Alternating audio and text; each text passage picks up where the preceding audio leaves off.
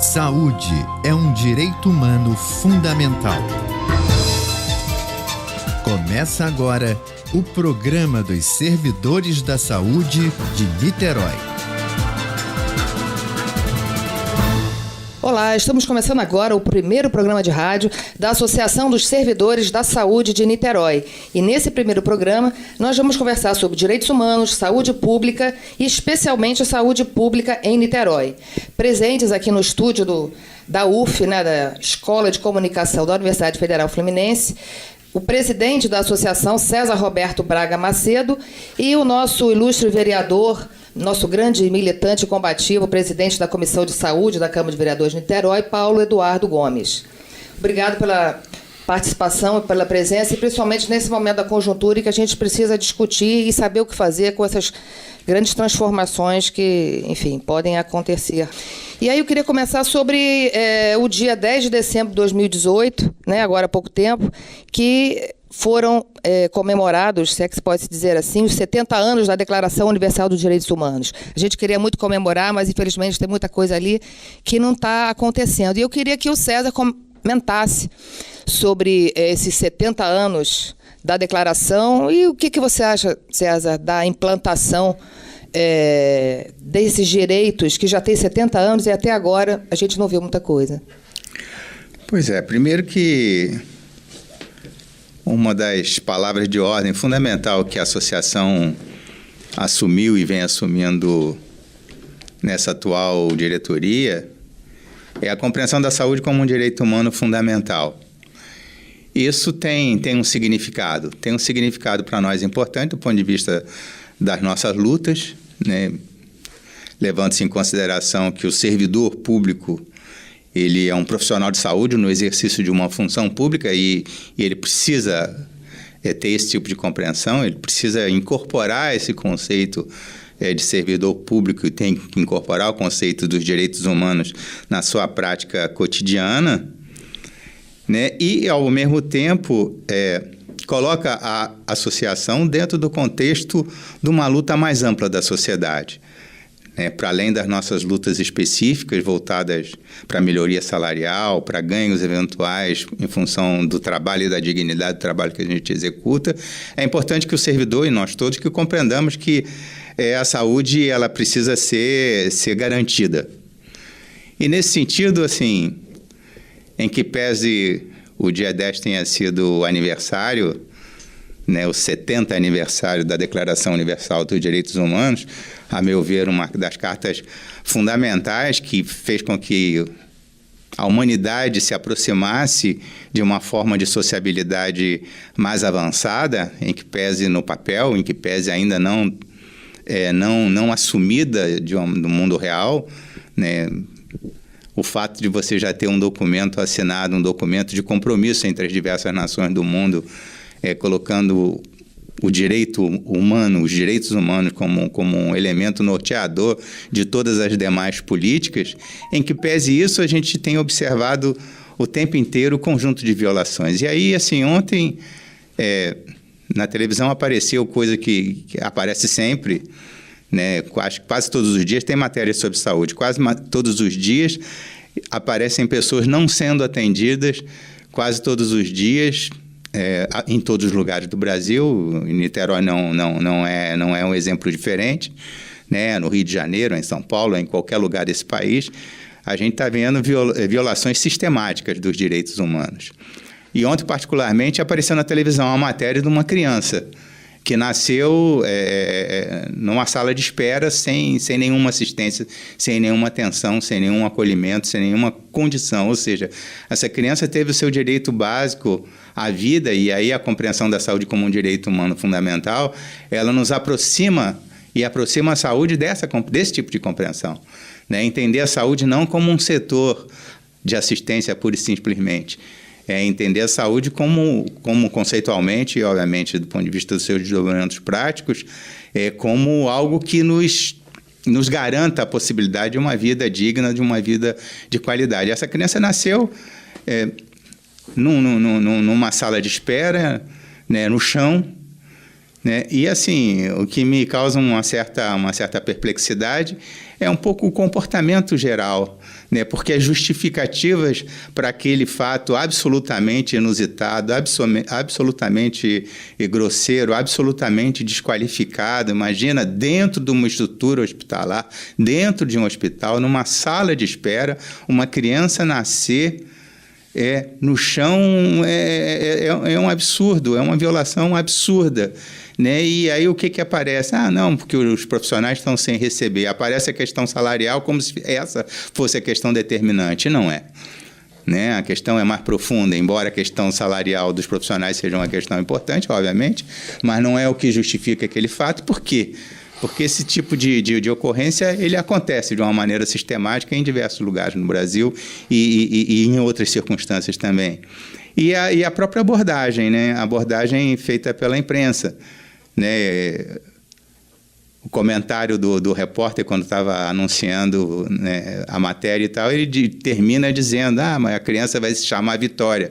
Ou seja, uma visão meio que apologética, né, porque ela é uma vitoriosa porque conseguiu sobreviver àquela violação.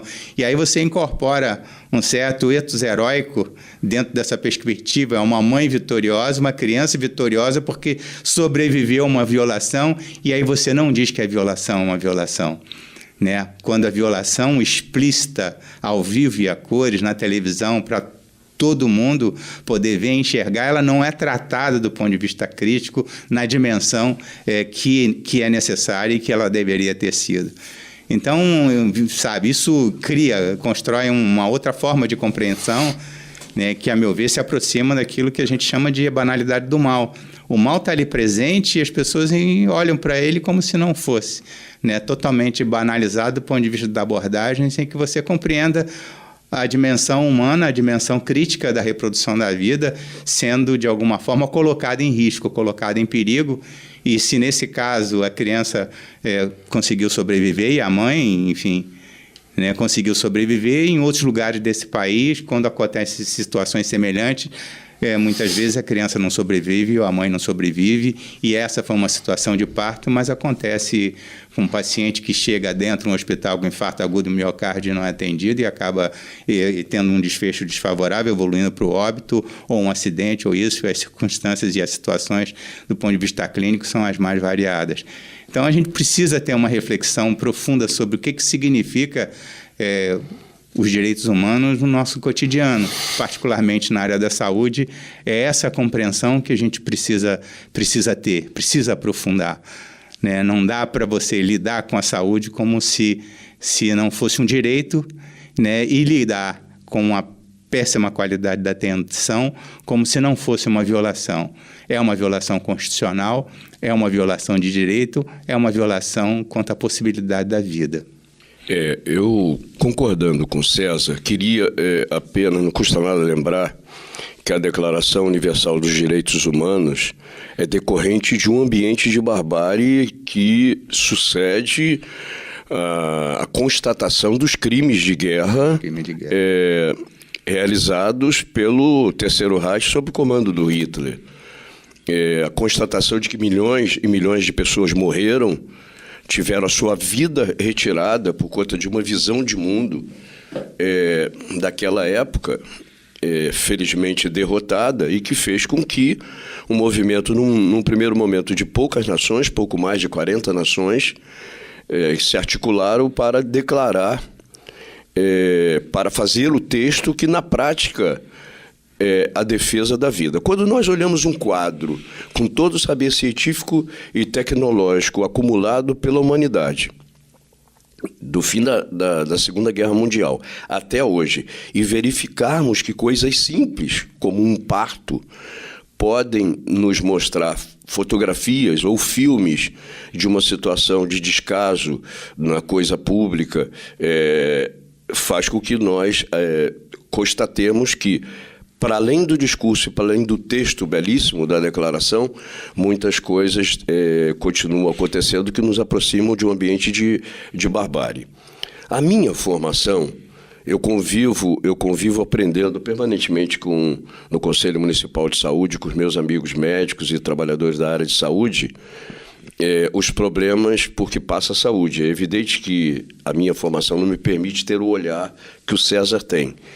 Por outro lado, profissionalmente tendo sido treinado para resolver problemas, identificar o porquê que os problemas acontecem, eu não consigo fazer uma dissociação entre as necessidades da população na conquista de direitos, sejam eles de saúde, sejam outros quaisquer, da mobilidade urbana, do direito à educação de qualidade. Eu não consigo ver esses direitos atingidos dissociado de uma visão de que prioridade para a coisa pública está diretamente relacionado às opções orçamentárias que você faz com a riqueza coletiva da população.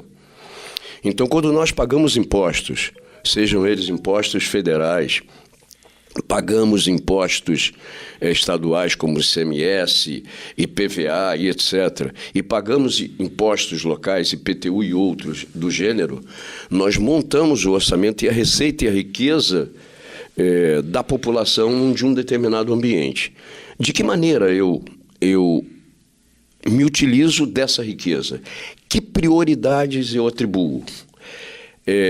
Se eu sei a minha demanda, a gente sempre discute isso como um exemplo mais claro, porque a população percebe com mais facilidade.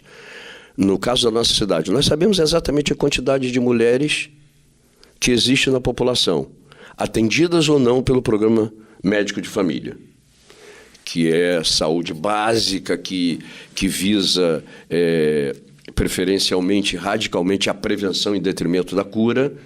Nós sabemos exatamente quantas mulheres tem em Niterói, quantas mulheres são cobertas pelo programa médico família e, portanto, quantas mamografias de tanto em tanto tempo é preciso fazer.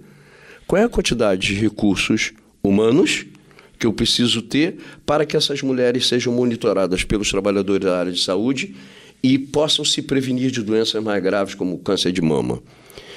Quantos homens são assistidos na cidade de Niterói e que precisam periodicamente, segundo a orientação, não é do César nem minha, não, é da Organização Mundial de Saúde.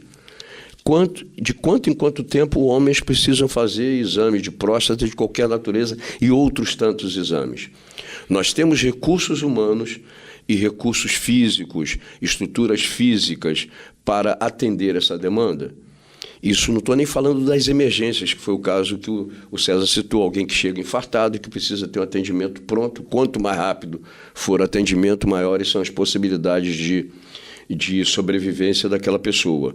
Então, a discussão sobre o respeito aos direitos está diretamente relacionado com as prioridades que a sociedade dá através da sua maior ou menor organização na cobrança em relação aos dirigentes, seja do Poder Executivo, que tem a responsabilidade de alocar os recursos, seja do Poder Legislativo, que tem a responsabilidade de fiscalizar, a adequação de recursos para que os direitos possam ser efetivamente praticados.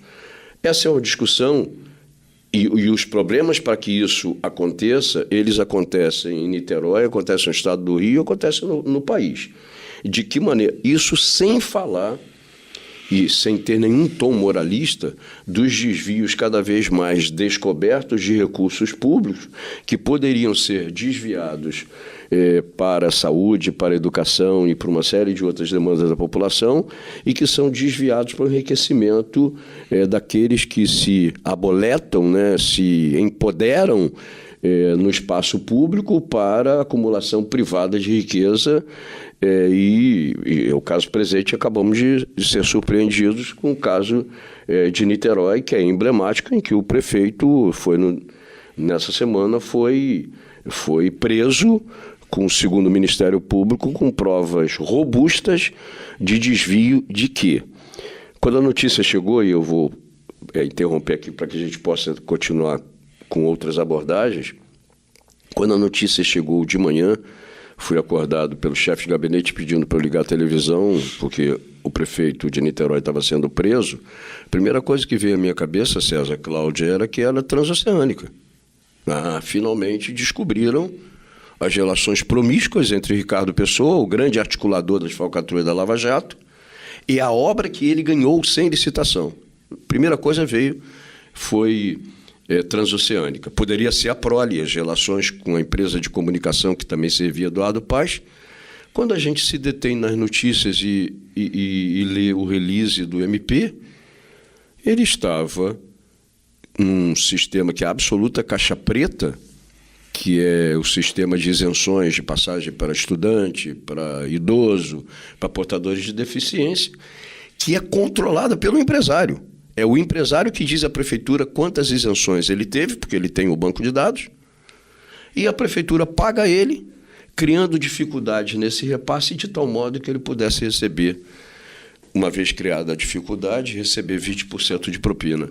Então, na hora que a gente vê queixas em relação à merenda escolar, e as pessoas pensam que é algo do Brasil. Merenda escolar, César, todo mundo pensa, isso é invenção de brasileiro, porque aqui só tem pobre. Eu não me lembro exatamente qual foi o país da Europa que criou, não sei se Noruega, não sei, é um país desses que hoje está no topo do desenvolvimento humano, que diante das carências nutricionais de sua população resolveu introduzir a merenda compulsória nas escolas para que as crianças pudessem se desenvolver plenamente, cognitivamente falando e fisicamente falando, e pudessem se tornar adultos construtores de uma sociedade absolutamente justa e democrática. Aí as pessoas olham no Brasil, pô, tem promotora, eu já ouvi de uma promotora, não estou preocupado com a merenda e a qualidade da merenda da escola, como se isso fosse algo para o pobre, para a pobreza, e de fato é. Nós somos uma sociedade em que os filhos da classe média e da classe rica estudam em escolas particulares, usam planos de saúde, em especial na nossa cidade, tem uma quantidade grande, o César tem com mais precisão do que eu a média da população que usa e que está cada vez mais vindo para o SUS, porque o constrangimento no orçamento doméstico está fazendo com que as pessoas demandem mais serviços públicos do governo. E, na prática, o que a gente vê é isso. Nós não temos os recursos orçamentários adequados, não só para atender a população, e não temos, isso é uma luta que o César, enquanto presidente de uma associação de servidores, tem permanentemente, não temos os próprios trabalhadores de saúde que são violentados em relação aos seus direitos e passam ao largo da compreensão do seu papel na luta pelos seus próprios direitos e, através da luta pelos seus próprios direitos, lutar pelos direitos da própria população. A luta pelos direitos humanos é isso, é uma luta cotidiana num país que meia dúzia de famílias detém mais de metade da riqueza da população. É complicado você discutir democratização de acesso a direitos básicos, direitos humanos de um modo geral, se nós temos uma concentração de riqueza absurda, que faz com que uma boa parte da nossa população esteja bem distante daquilo que é o mínimo de garantia da dignidade da vida. E esse debate sobre a questão da merenda tinha que ser feito, porque a gente vê pelos números do IBGE que a obesidade infantil está crescendo de uma forma alarmante. Justamente isso indica, né, um grave problema de alimentação e de saúde, consequentemente. Né? E, infelizmente, realmente esse debate não está sendo feito. Mas queria voltar para a questão nacional e uma análise de vocês do que vocês esperam da saúde pública em 2019. Né? A gente tem um quadro em que o futuro ministro da Saúde, né, investigado, né, por tráfico de influência e Caixa 2, que chegou até a ter os bens bloqueados. Esse ministro criticou duramente os médicos de família, critica as CAPs. Quer dizer, a perspectiva não parece muito positiva para a saúde pública. E ainda mais se levarmos em consideração o teto de gastos, né, que fará com que se invista ainda menos. O que vocês analisam, quais são as perspectivas para a sociedade e também para os trabalhadores nesse próximo ano de 2019? Eu acho que a perspectiva não é nada alentadora, né? Primeiro, a limitação do teto de gasto. Isso já cria uma imposição sobre uma estrutura de execução do ponto de vista do orçamento bastante acentuada. Né? Como se o Sistema Único de Saúde, como se a efetivação do direito à saúde já tivesse isso plenamente estabelecido dentro de uma lógica de um sistema universal, que esse foi o horizonte desde a origem do SUS, do Sistema Único de Saúde. Eu, particularmente, até Até acho que o nome Sistema Único, ele, do meu ponto de vista, é inadequado. Até porque você, como tem uma diversidade tão grande nesse país, a gente teria diversos sistemas em função de determinadas realidades regionais. Isso precisa ser bem compreendido, porque senão essa minha frase pode ser distorcida do ponto de vista do seu conceito. Eu acho que a gente tinha, sim, que ter o SUS chamado de Sistema Universal de Saúde, em que o horizonte da universalidade ele fosse estabelecido. A maneira como você organiza isso, obviamente, ela vai ter que ter o desenho em função da realidade de cada um dos nossos estados, das nossas regiões. É incompreensível você imaginar que o sistema de saúde, sei lá, no estado do Rio de Janeiro, seja organizado da mesma maneira que um sistema de saúde no estado do Pará, ou no estado do Amazonas, ou em qualquer outro estado,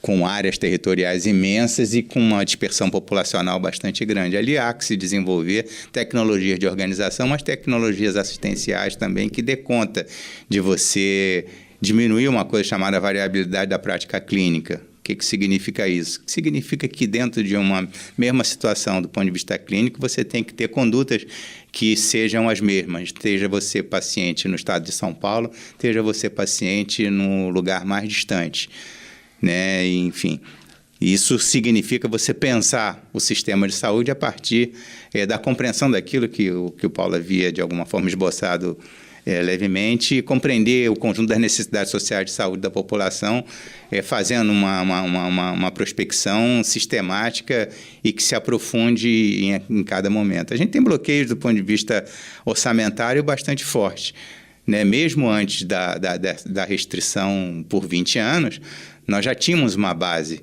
de financiamento da saúde muito aquém daquilo que seria necessário.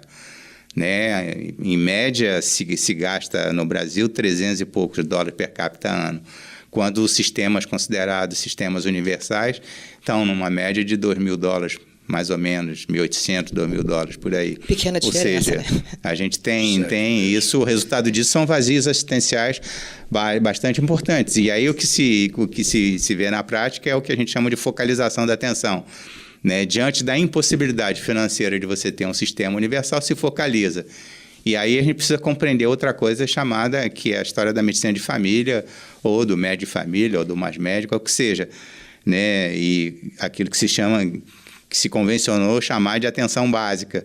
Né? E básico, em português, a língua, a questão da compreensão linguística, às vezes nos produz umas certas armadilhas também. Porque básico para as pessoas aquilo é o rasteiro.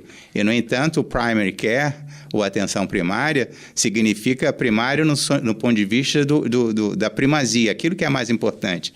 Né? A atenção primária à saúde é onde você tem que ter os profissionais com alta densidade de qualificação, principalmente porque eles vão lidar com uma diversidade de situações e de circunstâncias, tanto clínicas quanto ambientais, quanto do ponto de vista do exercício da sua atividade, que você precisa ser um profissional altamente qualificado. Altamente qualificado do ponto de vista do conhecimento médico, né, para além até das chamadas especialidades básicas, que compõem o universo de conhecimento médico do médico de família. Mas você precisa ter conhecimento de antropologia, você precisa ter conhecimento de sociologia, você precisa ter conhecimento de forma de comunicação, de expressão de comunicação, né?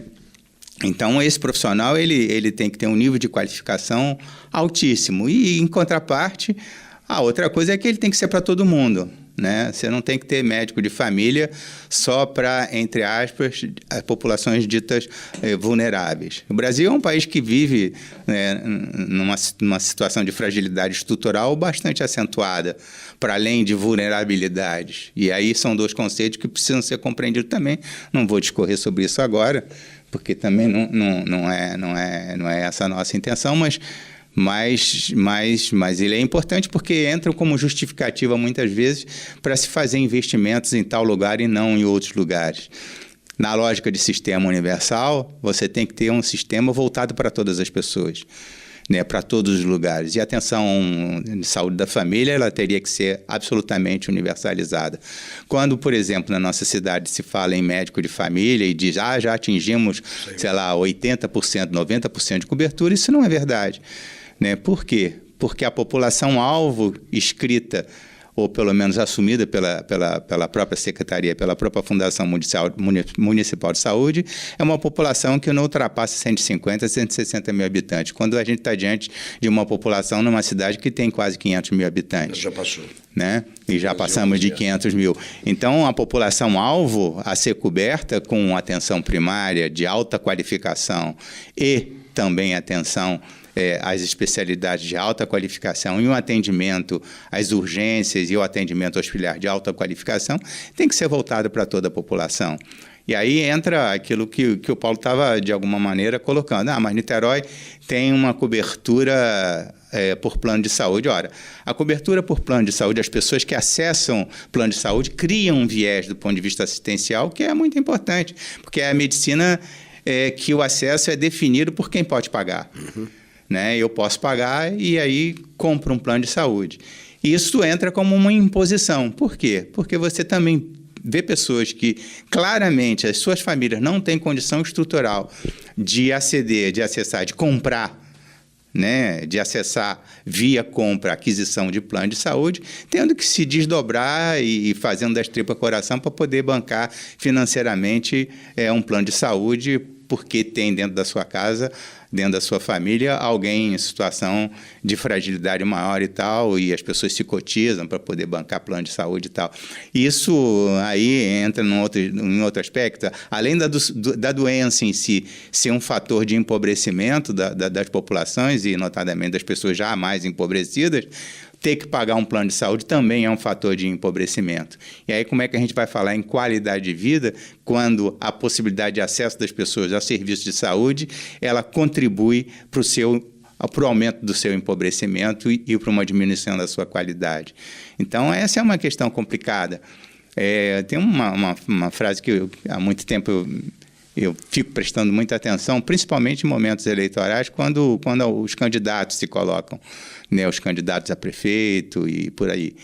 Né? Geralmente começa com isso, porque Niterói já tem 60% das pessoas são cobertas por plano de saúde. O que significa isso? Né? Por que está por trás desse discurso? Se eu digo que 60% das pessoas já são atendidas por plano de saúde, significa que eu só sou responsável pelos 40%, é isso? Né? Ou seja, é uma inversão do ponto de vista da compreensão, primeiro, da saúde como um direito, porque eu estou fazendo direitos limitados, e aí, assim, a experiência internacional mostra, né, que em sistemas altamente focalizados, eles são, via de regra, de qualidade muito baixa.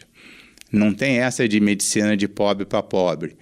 Você acaba construindo sistemas de saúde muito ruins, em que as pessoas que não têm recurso nenhum, que é onde conseguem eventualmente ser atendidas. Isso é uma perversão, isso é uma violação de direito. É uma inversão do ponto de vista constitucional daquilo que tá posto, né? Saúde, direito, o dever do Estado. Onde é que está o dever do Estado? Todas as vezes que a gente fala em direito, quando você está conversando sobre direito com alguém, vem logo alguém querendo te lembrar, e os deveres? Aí eu pergunto, e o dever do Estado?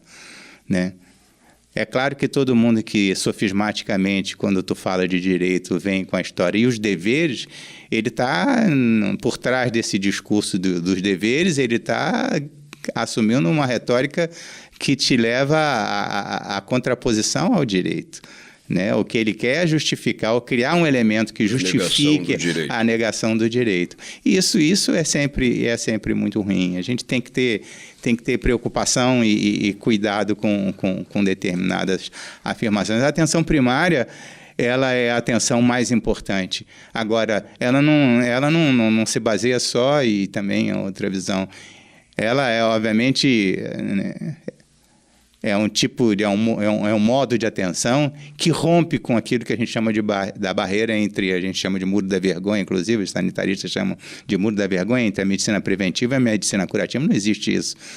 Existe o atendimento e o não atendimento, né? Todas as práticas são em si curativas quando intervenção, todas as práticas são em si preventivas quando elas previnem uma série de outras coisas, embora tenham algumas com as suas especificidades, mas não existe contraposição, eu só faço prevenção ou eu só faço cura, né? Isso aí é uma forma de você criar um viés em cima de dois modos de atenção que são fundamentais e que estão por trás de toda essa discussão. Primeiro, é aquilo que é dominante, que é hegemônico, né, que é o modo de atenção assistencial mercantil baseado em procedimentos, que tem uma lógica economicista, porque ela se baseia em procedimentos. Não é à toa que os profissionais, quando recebem por procedimentos, brigam no mercado pelos procedimentos. E uma lógica que é voltada para os sistemas universais, que é o modo de atenção promocional da qualidade de vida, em que o nosso eixo de organização é elevar a qualidade de vida. Então, o sistema de saúde ele se incorpora dentro de um projeto, né, de Estado, dentro de um projeto de governos que coloquem a qualidade de vida como um centro. Esse é o elemento balizador, é o elemento equalizador de todas as políticas. Aí você discute transporte, você discute meio ambiente, você discute educação, você discute tudo e discute saúde, inclusive dentro da perspectiva da qualidade de vida, né? O que a saúde contribui para a qualidade de vida? O que o transporte contribui para a qualidade de vida? O que o meio ambiente contribui para a qualidade de vida? Ou o seu contrário, né? E aí, no caso da saúde, muitas vezes, também no caso do transporte, a gente vê diversas políticas públicas, elas não contribuindo para melhorar a qualidade de vida, para, de alguma maneira, e muitas vezes de toda maneira, proteger a saúde, né? se contrapor à possibilidade da qualidade de vida e, obviamente, à qualidade da saúde das pessoas. Cláudia, você nos provoca em relação às perspectivas da saúde para 2019. Eu gostaria, aí tem um olhar, tanto meu quanto do César, tem um olhar ideológico. E nós vamos ser governados no plano federal, e em particular no nosso estado, por governantes que têm ideologia e que dizem que só nós temos ideologia. Não ter ideologia é ter uma ideologia. E seremos combatidos pelo fato de defendermos as nossas ideias. E eles acham que nós é que temos ideologia. As perspectivas, para o nosso ponto de vista, são de trevas. Porque a ignorância que vem sendo verbalizada por vários dos ministros escolhidos pelo futuro governo federal, não sabemos ainda no plano estadual, dão conta das enormes dificuldades e da enorme ignorância que nós testemunhamos nas declarações preliminares desses governantes. Na área ambiental, na área da saúde, na área da educação, na área de relações exteriores, esses postos estão sendo ocupados por pessoas que estão na contramão de uma evolução da própria sociedade, de um olhar humanista para o próprio mundo e para os problemas que o mundo atravessa. Ministros fundamentalistas, claramente influenciados por setores da igreja, em especial evangélico, e que definem as suas atitudes em relação a nós, país e ao mundo, segundo a sua visão ideológica, que eles negam tê-la, mas eles têm visão ideológica.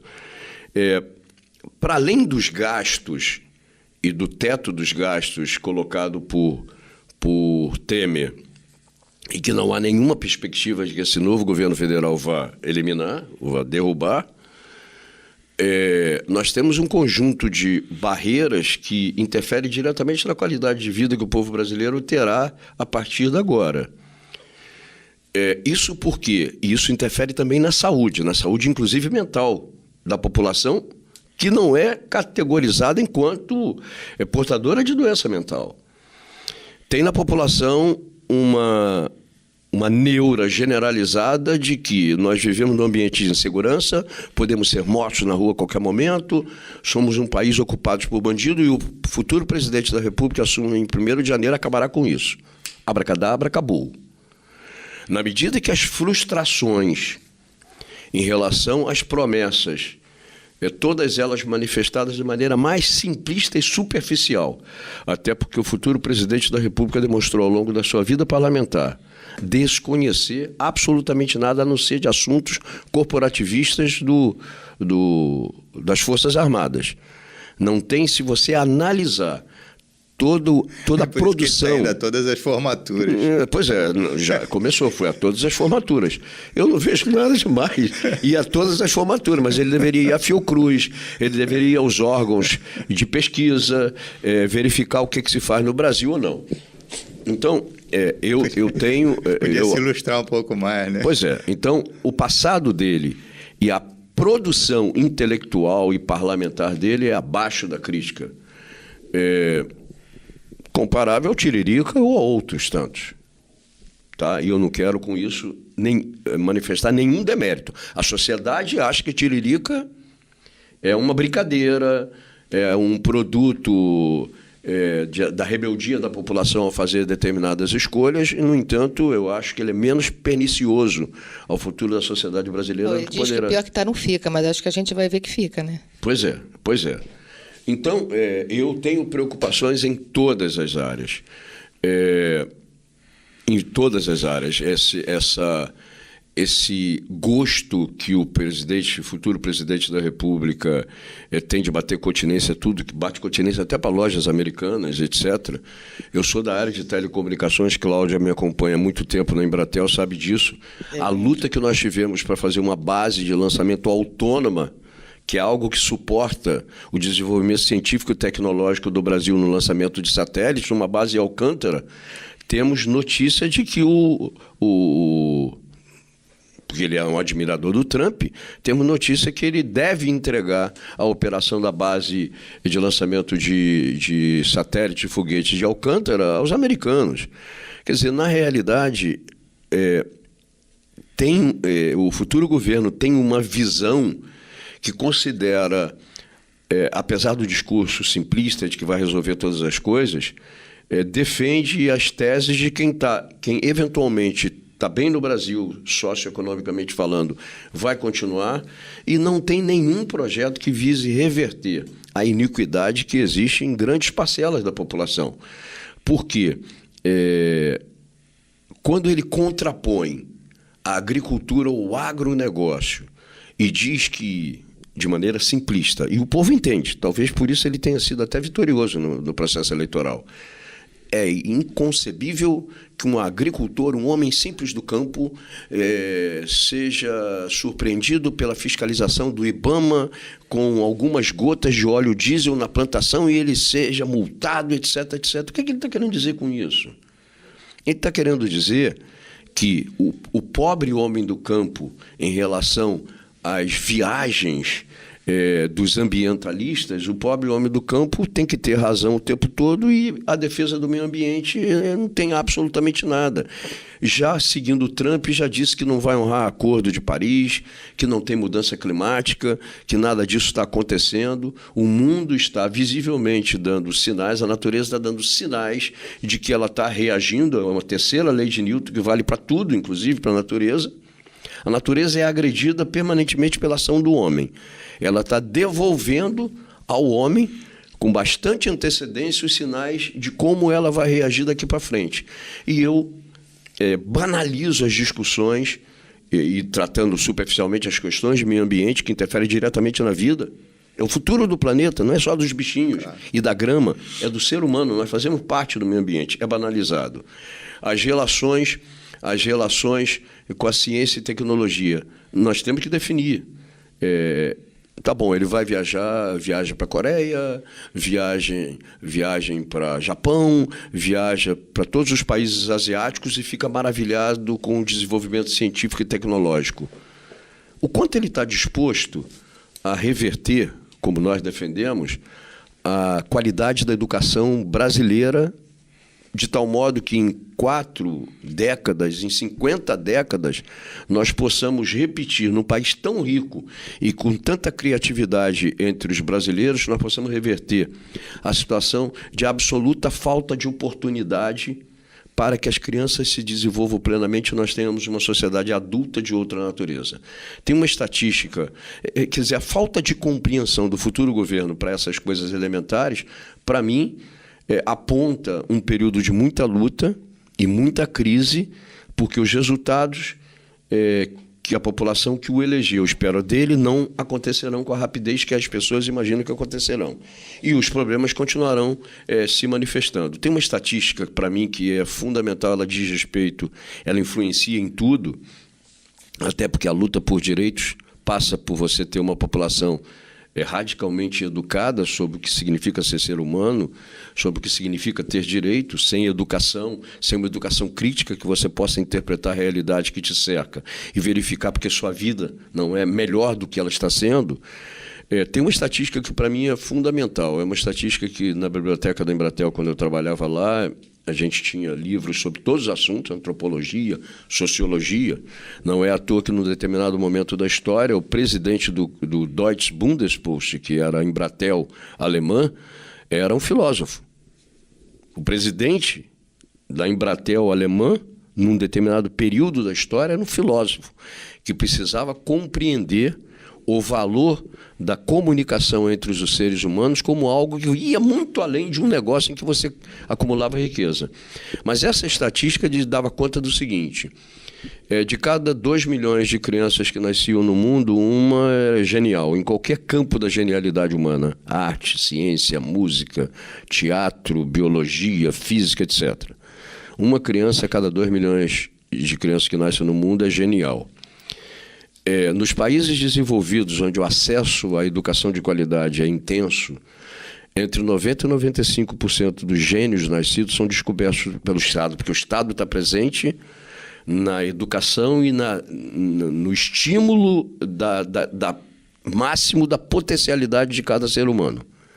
Em países como o Brasil, você descobre os seus gênios nascidos entre 3% e 5%, e não raro, casualmente. Um dos casos, para citar um caso que é popularmente conhecido, Daiane. Daiane, a ginasta, que foi descoberta por acaso numa praça de Porto Alegre fazendo piruetas que uma professora de educação física não tinha visto nenhum ginasta no mundo fazendo. E ela, já adulta, não desenvolvida desde criancinha, foi levada para uma academia e se tornou campeã mundial de ginástica. Então, isso vale para todos os campos e das potencialidades humanas. Nós não temos isso no Brasil. Com um governo medíocre, tacanha, que trata as questões, de um modo geral, superficialmente, nós antevemos um futuro de muito mais luta. Quando você falou, na introdução dessa pergunta para mim e para o César, falou dos centros, dos CAPs, tem uma discussão que volta ao passado, apesar de continuar sendo polêmica até nos dias de hoje, a maneira pela qual a saúde como um todo é olhada por esse governo. Não só a saúde primária, conceitualmente caracterizada pelo César, mas a maneira pela qual as coisas são tratadas. Por exemplo, na saúde primária, do Mais Médico, eu posso substituir abracadabra, é uma questão quantitativa, os médicos cubanos que estavam aqui. E o mundo inteiro reconhece a qualidade da medicina cubana. Não estou discutindo se lá tem ditadura, não tem ditadura, etc, etc, etc. Todo mundo sabe a qualidade. Como é que eu, no abracadabra, imagino substituir médicos atraídos por um salário 11, 12 mil reais, mas alguém que precisa ser aquilo que o César falou, um altíssimo conhecimento recém-saído da escola. Recém-saído da escola. Alguns deles se cadastraram e não estão indo porque estão optando pela residência, sequer fizeram residência. Como é que eu posso, considerando as necessidades regionais já mencionadas pelo César, imaginar que eu vou botar no interior da Amazônia um menino que saiu da escola no outro dia? Não estou entrando nem no mérito da escola de medicina que o formou. Como é que eu vou tratar quantitativamente algo que é quantitativo? A demanda é quantitativa, mas a qualidade desse médico, que era coberto pelo programa Mais Médico, ela é mais um sinal do maltrato que esse futuro governo dá às causas de um modo geral. Os resultados nós vamos ver. Não passa. Eu me lembro muito bem do Collor, que quando assumiu a presidência da República disse que ia caçar os marajás, que ia plantar, ia fazer, ia acontecer, e acabou, deu no que deu. A diferença é que o Collor tinha o Itamar como vice, né? E agora É uma grande diferença. É uma enorme diferença. O Bolsonaro tem um general que de vez em quando mal consegue esconder a vontade de dar um safanão no Bolsonaro para ele assumir, com todos os outros generais que o cercam, assumir o controle do país, não sabemos para quê, olha. Podemos até intuir. Mas uma coisa é certa, seja na defesa da saúde, da educação pública, dos direitos humanos no Brasil, se o governo nos atacar naquilo que nós julgamos lutas a serem lutadas, nós estaremos nas ruas, nos movimentos, nas associações e nos sindicatos, lutando contra o governo. Já fizemos isso no passado, numa ditadura claramente militarizada. Agora nós temos militares assumindo o controle através da eleição. Isso torna o quadro mais complicado, mas isso não nos tira a ideia de que na rua nós estávamos e na rua nós continuaremos tentando organizar, conscientizar o povo na defesa dos seus direitos, inclusive e em especial os direitos na área de saúde. Bom, acho que tivemos uma boa conversa aqui. Se vocês quiserem complementar alguma coisa, não? Não, eu acho que eu queria estar aqui pensando que tem uma disputa que a gente vai precisar fazer. Eu acho que na mesma matéria que a televisão mostrou sobre o aniversário dos direitos humanos, ela mostrou também sobre a percepção que as pessoas têm sobre direito humano. Então, via de regra, né, se você perguntar para um cidadão comum o que ele entende como direitos humanos, está impregnado já na cabeça das pessoas como se direitos humanos fossem direito do bandido, né? Como se significasse isso, né? E aí as tardes brasileiras, elas são povoadas pela mídia dominante, pela mídia hegemônica, propalando esse tipo de conceito. Programas de televisão que todas as vezes que tem confronto de bandido, não sei o que lá, geralmente terminam suas frases dizendo: daqui a pouco vem o pessoal dos direitos humanos.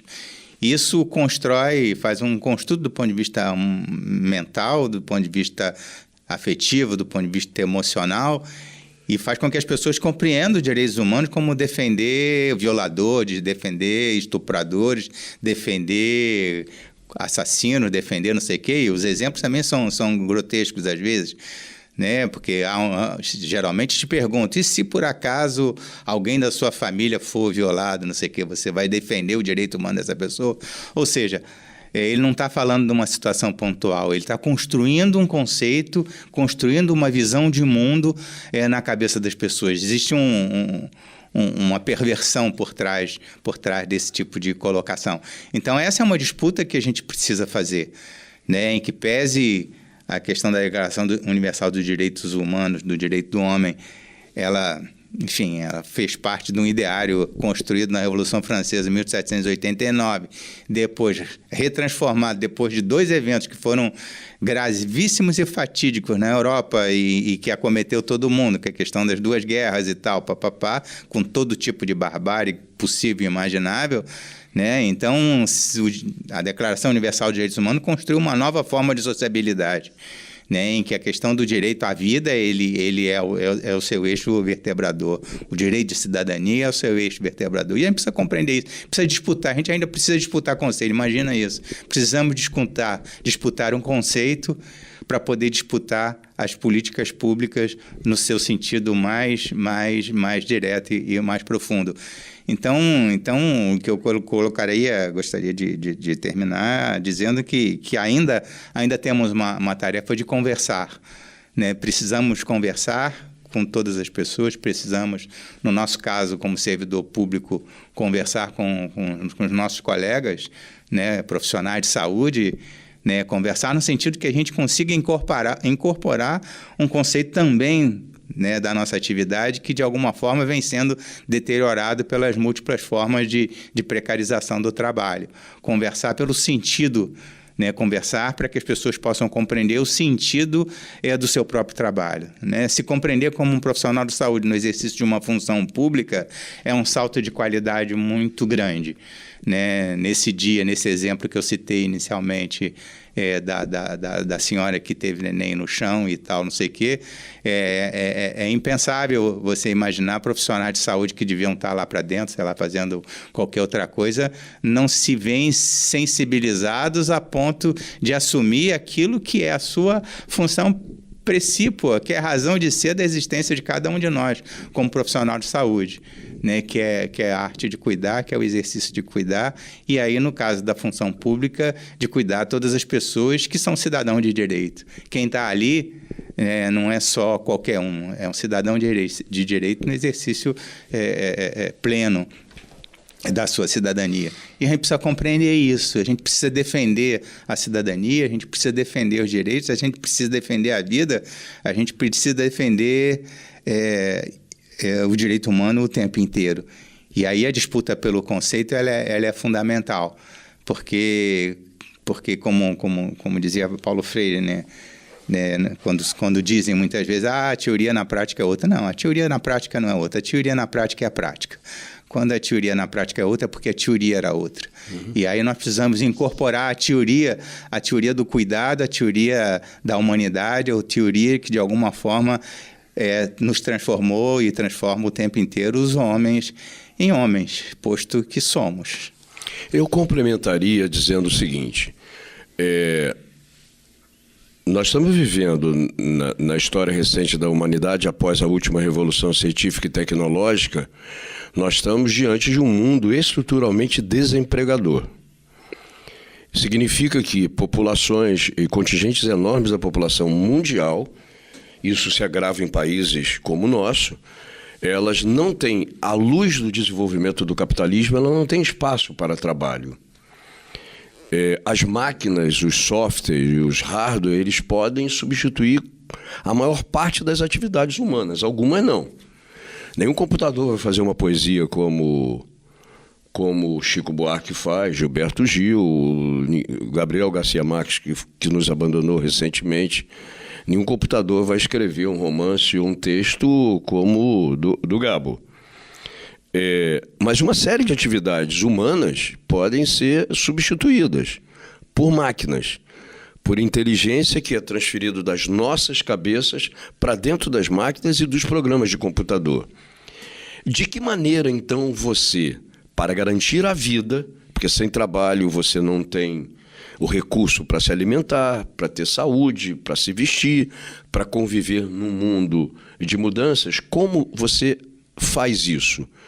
Nós temos que discutir nesse mundo, em especial no Brasil, que desde da sua descoberta, entre aspas, se comporta de maneira subalterna em relação ao resto do mundo, nós temos que descobrir de que maneira nós garantimos a vida para as pessoas através da própria garantia do trabalho.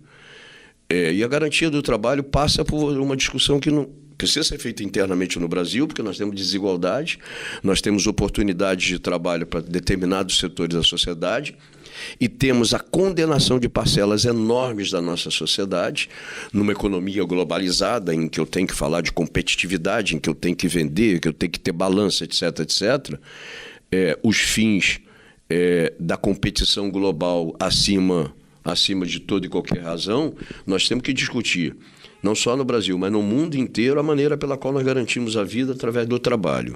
E garantir a vida através do trabalho é você questionar permanentemente as bases em que o capitalismo se desenvolve. Porque o capitalismo continua considerando absolutamente banal quando o César fala, reclama-se de direito, mas os deveres é algo além da contraposição do direito pelo dever. Esse discurso é colocado dessa maneira.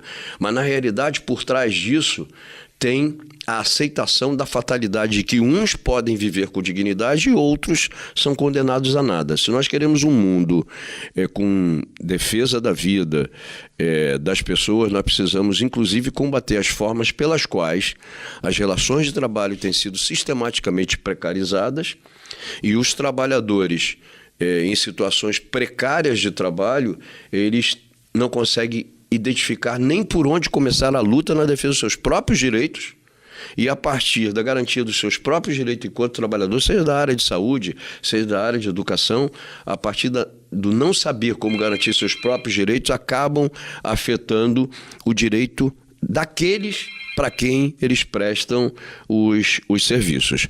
Eu acho que nós precisamos considerar também nesse mundo o tipo de atitude que a gente tem na defesa, considerando a defesa da vida, partindo da defesa do próprio direito ao trabalho. Todos precisam trabalhar, todos precisam se sentir úteis à sociedade.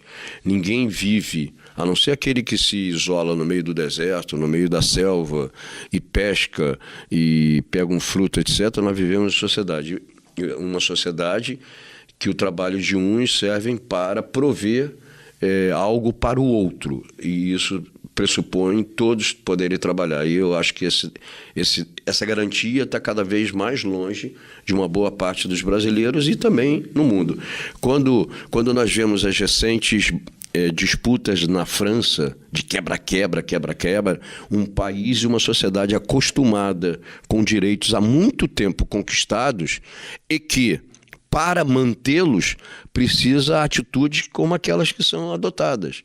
Então, este mundo, ou eu tenho soluções universais para a própria organização do mundo do trabalho, para se contrapor à própria organização do mundo do capital, que não tem nada a ver se ele está construindo automóveis com robôs e está desempregando pessoas, se ele está construindo uma série de coisas sem necessidade de seres humanos trabalhando. Este mundo, a globalização do capital, precisa urgentemente ser contraposta pela Organização Internacional dos Trabalhadores na defesa dos seus direitos, que são direitos enquanto trabalhadores e o direito ao trabalho enquanto um direito humano básico para a própria sobrevivência da sociedade. Enfim, só a luta muda a vida, como diz um gordinho muito simpático, conhecido de muita gente no nosso estado. Só a luta muda a vida e nós estaremos nas ruas lutando em defesa da vida. Bom, é isso, né? Eu queria agradecer a vocês pela participação, agradecer por essa conversa, né? César Paulo Eduardo Gomes, nosso presidente da Comissão de Saúde, né? Que tanto milita e acompanha as lutas aqui dos servidores da saúde. Queria agradecer ao Instituto de Comunicação da UF, especialmente ao Marcelo Santos, operador de som. E se você gostou desse programa, compartilha. E não só compartilha, como dê sua opinião, que a Associação dos Servidores da Saúde de Niterói quer construir uma mídia de luta, uma mídia que vai precisar estar acompanhando a categoria nessas novas lutas que estão vindo por aí. Até mais.